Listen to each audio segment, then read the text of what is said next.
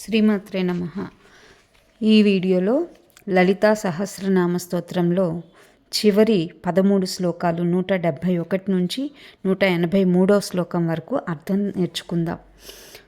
171 దక్షిణారాధ్య ధరస్మేర ముఖాంబుజ కౌలిని కేవలానర్ఘ కైవల్య పదదాయిని. దక్షిణ చేత నేర్పరులైనటువంటి పండితుల చేత పూజింపతగినది, అంటే బ్రాహ్మణుల చేత అమ్మవారు పూజించబడుతుంది అని చెప్పకనే చెప్తున్నారు.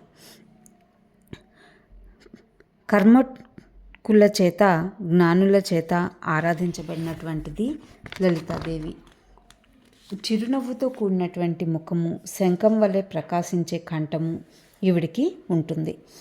ప్రళయమైనందైనా సరే, అంటే ప్రళయానికి ముందైనా తర్వాతైనా ప్రళయంలోనైనా ఈవిడెప్పుడు చిరునవ్వుతో కూడినటువంటి ముఖాన్ని అమ్మవారు కలిగి ఉంటారట. భక్తులను చిరునవ్వుతో ఆదరించేటువంటి ముఖము కలిగినటువంటిది, కౌలినుల చేత నిర్ణయించబడినటువంటిది, కౌలినుల జ్ఞానము కలిగినటువంటిది. అలాగే వెలకట్టలేనటువంటి కైవల్య పదాన్ని ఇచ్చేటువంటిది అమ్మవారు. అంతటా వ్యాపించినటువంటి కేవలత్వ పదమును ఇచ్చేది, అంటే మోక్షాన్ని ఇస్తుంది అని చెప్తున్నారు. దేవి కంటే కైవల్యం ఇచ్చేటువంటి వాళ్ళు ఇంకొకరి లేరు అని కూడా ఈ శ్లోకంలో వివరిస్తున్నారు. 172 చూస్తే స్తోత్రప్రియ స్తుతిమతి శృతి సంస్థుత వైభవ మనస్విని మానవతి మహేసి మంగళాకృతి. స్తుతులు ఇష్టమైనటువంటిది అమ్మవారిని ఎవరైతే పూజ చేస్తారో వాళ్ళంటే ఇష్టంగా ఉండేటువంటిది. సో ఇక్కడ మంత్రాలు స్తోత్రాలు ఏవి చదువుతున్నా సరే ఆవిడికి చాలా ఇష్టపడతారు అని చెప్తున్నారు. స్తుతి ఈమె అందే కలిగినటువంటిది, కర్మతా సంబంధంతో కలది కాబట్టి కావస్తుతిమతిగా చెప్పొచ్చు. జ్ఞాన ఐశ్వర్యములు కలిగినటువంటి కావస్తుతిమతి అమ్మవారు.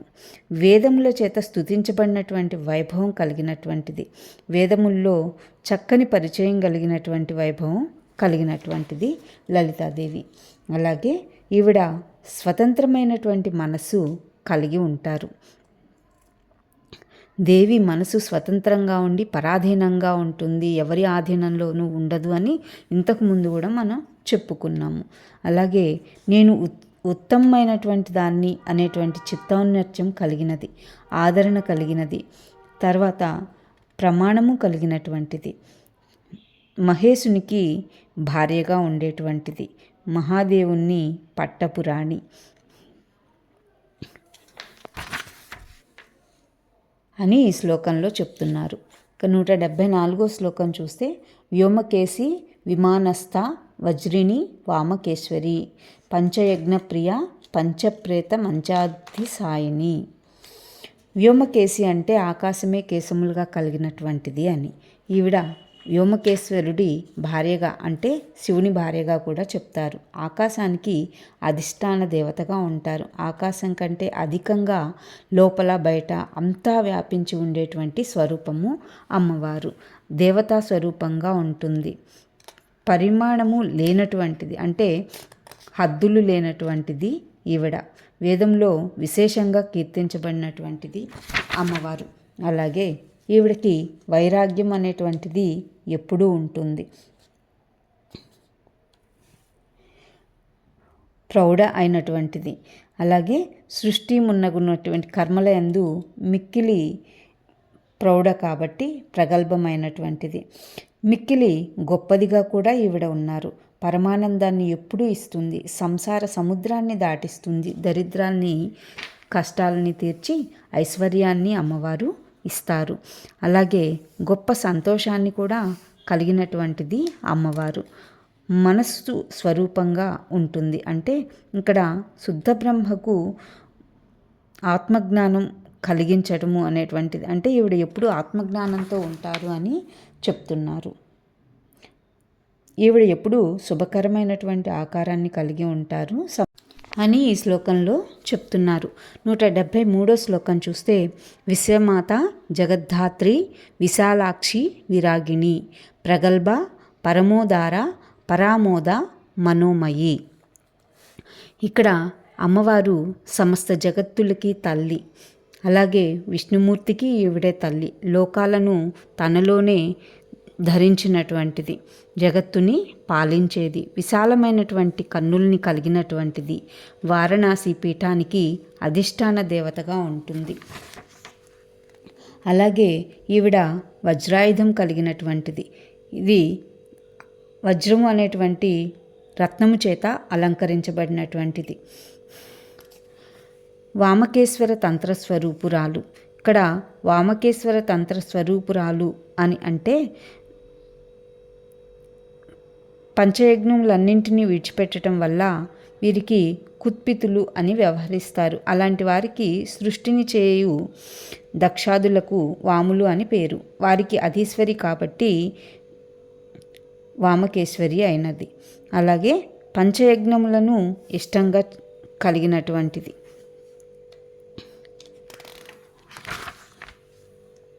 పంచభూతాలను తన ఆధీనంలోని ఉంచుకునేటువంటిది. అలాగే పంచ ఉపచారాలను చేయించుకునేది, కలిగి ఉన్నటువంటిది. ఇది ఈ శ్లోకానికి అర్థం. ఇక 175వ శ్లోకం చూస్తే, పంచమి పంచభూతేసి పంచ సంఖ్యోపచారిణి శాశ్వతి శాశ్వతైశ్వర్య సర్మదా శంభుమోహిని. పంచమి తిథి స్వరూపురాలు. ఇక్కడ సదాశివుని శ్రీరూపిణిగా వివరించబడినది. వారాహి స్వరూపంగా కూడా ఇక్కడ చెప్పబడుతుంది. అలాగే ఈవిడ పంచభూతాలను 5 రకాల ఉపచారాలను చేయించుకునేటువంటిది. ఈవిడ శాశ్వతమైనటువంటిది, శాశ్వతమైన ఐశ్వర్యాన్ని ఇచ్చేటువంటిది. అలాగే ఈవిడ పంచప్రేతములు కలిగినటువంటి మంచంలో శయనించేటువంటిది అని ఈ శ్లోకానికి అర్థం. ఇక 176వ శ్లోకం, ధరసుత ధన్య ధర్మిణి ధర్మవర్ధిని లోకాతీత గుణాతీత సర్వాతీత సమాత్మిక. ఇక్కడ అమ్మవారు పృథ్వీ స్వరూపురాలంటే భూదేవి స్వరూపం అమ్మవారే. లోకాలన్నింటినీ ఈవిడెప్పుడు ధరించి ఉంటుంది. లకార స్వరూపంలో ఉంటుంది. అలాగే హిమవంతుని కూతురు. ఈవిడ ధనాన్ని ఎక్కువగా కలిగినటువంటిది. ధనం అంటే చాలా ఇష్టపడేది, ధనాన్ని పొందగలిగేది. అలాగే ఇక్కడ చరమకాలంలో అంటే చివరి కాలంలో ఈవిడ ధన్యచింత స్వరూపురాలుగా కూడా చెప్పబడినటువంటిది. ధర్మమే స్వభావంగా కలిగినటువంటిది కాబట్టి ధర్మిణి అయినది. సచ్చిదానంద ధర్మాలకు విశేషమైనటువంటిది. ధర్మాన్ని వృద్ధి పొందించేటువంటిది. సకల లోకాలను అతిక్రమించి పరమశివుని పురమందు ఉండేటువంటిది. సకల జీవులను అతిక్రమించినటువంటిది. అలాగే ఈవిడ సకల గుణాలను అతిక్రమించినది. సర్వాన్ని అతిక్రమించి ఉన్నది కాబట్టే ఈవిడ సర్వాతీతగా చెప్పబడుతుంది. సకల ప్రపంచల లయస్వరూపురాలుగా అమ్మవారు ఉంటారు. ఎప్పుడూ ఈవిడ సుఖస్వరూపంతో ఉంటారు అని ఈ శ్లోకంలో వివరిస్తున్నారు. ఇక 177వ శ్లోకం చూస్తే, బంధూక కుసుమ ప్రఖ్య బాల లీలా వినోదిని సుమంగళి సుఖకరి సువేషాఢ్య సువాసిని. దీనికి అర్థం ఏంటి అనంటే, మంకెన పువ్వుతో సమానమైనటువంటి కాంతి కలిగినటువంటిది. అంటే చాలా ఎర్రగా ఉంటుంది. మంకెన పువ్వు ఎంత ఎర్రగా ఉంటుందో దానికన్నా ఎక్కువగానే అమ్మవారు ఎరుపు రంగులో ఉంటుంది అని చెప్తారు. చిన్న వయసు కలిగినటువంటి బాలిక బాలా త్రిపుర సుందరి రూపంలో ఈవిడ ఇక్కడ వివరిస్తున్నారు. లీలా వినోదిని. ఈవిడ ఎప్పుడూ ప్రపంచ సృష్టి అనేటువంటి ఆటతోటి ఈవిడ ఆ లీలలో ఆనందాన్ని పొందుతూ ఉంటుంది. అలాగే ఎప్పుడూ ఈవిడ సుమంగళి స్వరూపంతో ఉంటారు. సుఖాన్ని కలిగిస్తూ ఉంటారు. అలాగే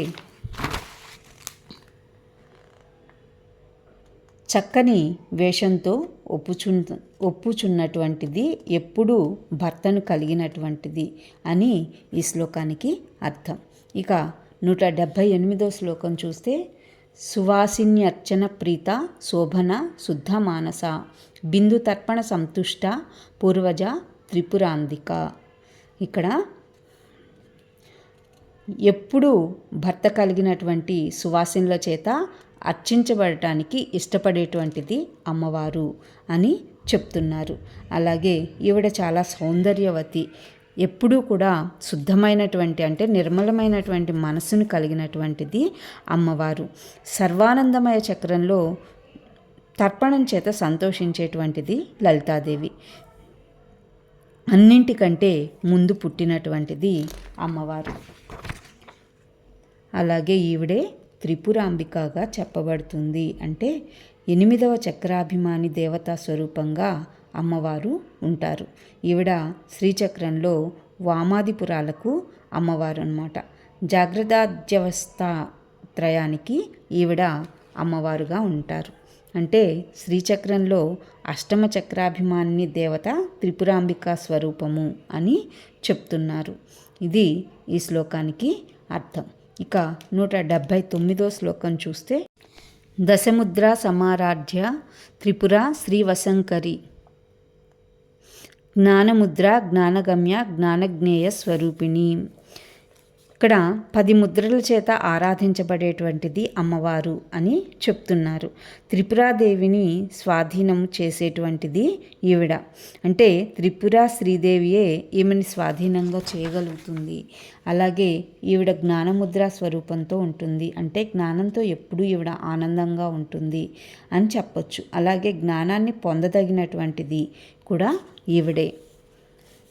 జ్ఞానానికి దారి చూపుతుంది, జ్ఞానము అనేటువంటి దారిలోకి మనల్ని మళ్ళిస్తుంది అని చెప్పి చెప్తున్నారు. అలాగే జ్ఞాన జ్ఞేయ స్వరూపిణి అంటే ఇక్కడ ఆవిడ